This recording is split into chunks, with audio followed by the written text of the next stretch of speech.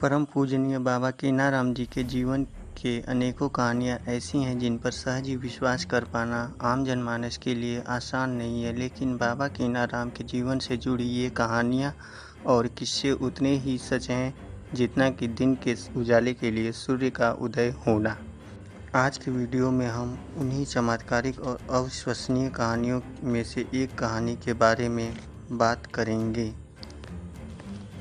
एक समय की बात है जब काशी के नरेश महाराज चेत सिंह हुआ करते थे। वे बहुत ही बड़े शिव भक्त थे। वे अपने महल में एक शिवालय बनवाया तथा उस दिन उसी शिवालय की प्राण प्रतिष्ठा होनी थी। शिवालय की प्राण प्रतिष्ठा हेतु बहुत ही भव्य आयोजन किया गया था।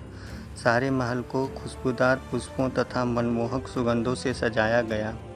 इस आयोजन पर काशी नरेश के निमंत्रण पर काशी के सभी गणमान्य लोग उपस्थित हुए, जिसमें साधु सन्यासी के अलावा वेदों का ज्ञान रखने वाले ब्राह्मणों तथा बटुकों का भी आगमन हुआ।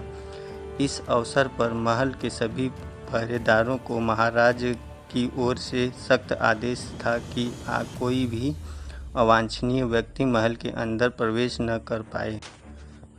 महाराज स्वयं घूम घूमकर इस आयोजन का अवलोकन कर रहे थे कि अचानक उनकी नज़र सामने खड़े एक अस्त व्यस्त वेशभूषा वाले जटाजूटधारी साधु पर पड़ी।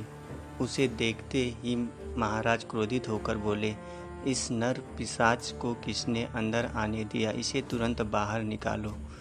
यह सुनकर वह सन्यासी भी क्रोधित हो गया। सन्यासी का मेघगर्जन स्वर पूरे महल में गूंज उठा। काशी नरेश, अपनी वीरता और वैभव का घमंड हो गया है। तूने एक अघोरी बाबा का अपमान किया है। अब शीघ्र ही तेरी वीरता और वैभव दोनों का पतन होगा।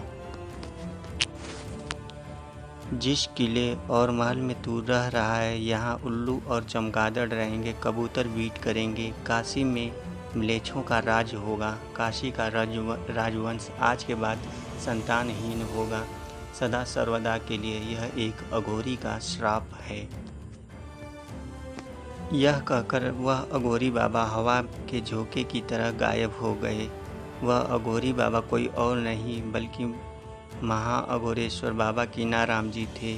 महाराज चेत सिंह के निजी सचिव सदानंद बख्शी बाबा कीनाराम की शक्तियों से फलीभूत परिचित थे। वे बाबा के आश्रम पहुँचे और राजा को क्षमा करने की प्रार्थना करने लगे। लेकिन कीनाराम बाबा ने कहा कि अब बात जुबान से निकल चुकी है, यह सत्य होकर ही रहेगी। तब सदानंद ने कहा, बाबा हम लोगों का क्या होगा? बाबा ने उत्तर दिया, जब तक तुम्हारे वंश के लोग अपने नाम के साथ आनंद शब्द लगाते रहेंगे, तब तक तुम्हारा वंश अनादिकाल तक चलता रहेगा। कालांतर में उन्हीं के वंशज डॉक्टर संपूर्णानंद उत्तर प्रदेश के मुख्यमंत्री बने।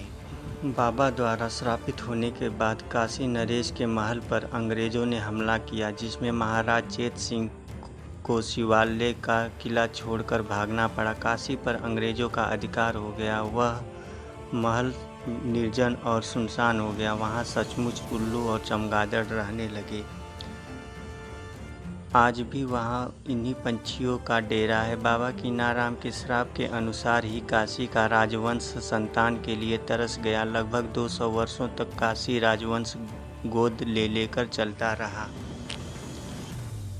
बाद के राजाओं ने बहुत हवन अनुष्ठान कराए, सिद्धों संतों से शाप मुक्ति की प्रार्थना की, लेकिन कोई शाप का प्रभाव खत्म नहीं कर पाया। कालांतर में काशी के सर्वाधिक योग्य, जनप्रिय एवं भक्त राजा विभूति नारायण सिंह ने बाबा कीनाराम के उत्तराधिकारी महासिद्ध अघोरेश्वर भगवान राम के चरणों में बैठकर शाप मुक्ति की प्रार्थना की।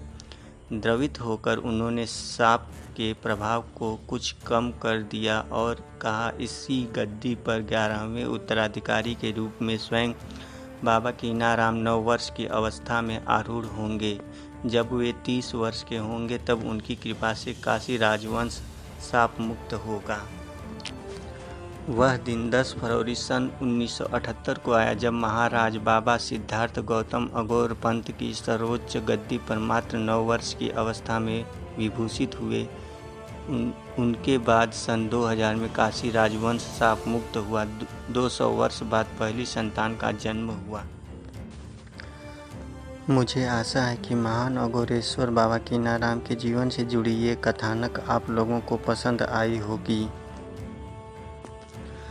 हमारे उत्साहवर्धन के लिए आप वीडियो को लाइक एंड सब्सक्राइब ज़रूर करें। धन्यवाद।